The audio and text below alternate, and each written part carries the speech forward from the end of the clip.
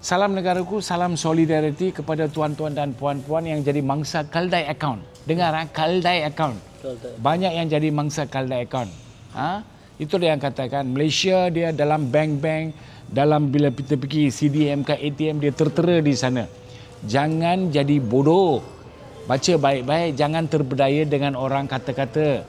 Tapi orang pula, kenapa saya pun tak faham lah. Bila jadi bangkut dan bodoh, lepas tu nak marah orang. You tengok, you sekarang jadi Kaldai account oleh kerana kebodohan kau dan kesilapan kecuaian kau. You nak pinjam duit, tunggu tengok Facebook, ada orang kata nak pinjam 8,000 lepas 10,000, dia minta kad, you bagi kad. Bila bagi kad, you di blacklist. You punya kad dia akan pakai scam, dia akan buat apa, tipu sana tipu sini, lepas tu you jadi mangsa. Ada orang yang ditipu oleh pihak scam tu, dia buat report polis, you dikena tangkap. You akan dituduh di bawah 423 section. Okey, sekarang isu dia tu bila ditangkap, tapi you tak tahu apa-apa tahu. You hanya serah kad. Tengok IC dengan kad memang dah tahu jangan serah kepada mana-mana pihak. You orang dah serah. Sekarang kita daripada Sekretariat Bahana Kesihatan Negara ambil inisiatif untuk bantu anda. Kerana bila kau jadi Kaldai account, bank yang anda mempunyai account akan memblacklist, senarai hitamkan nama anda. Mana-mana bank di seluruh Malaysia anda tidak boleh membuka akaun. Selagi ada surat daripada polis dan juga ada surat daripada bank negara, baru anda boleh buka.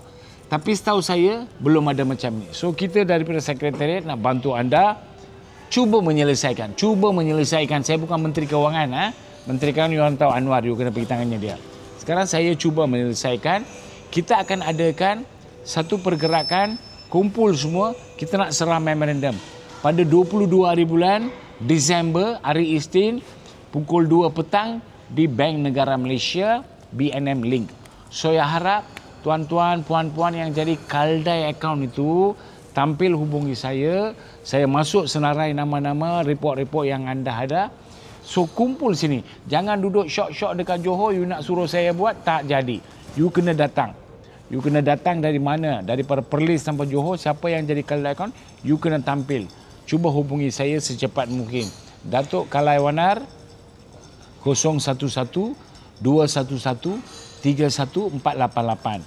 Sebab kemungkinan besar kita akan letak dalam komen juga apa nombor. 2-3 hari itu kita ada satu video kan, ada perempuan India yang jadi Kaldai account. Tapi kadang-kadang susah nak percaya dia juga kan. Dia kata dia hilang kad.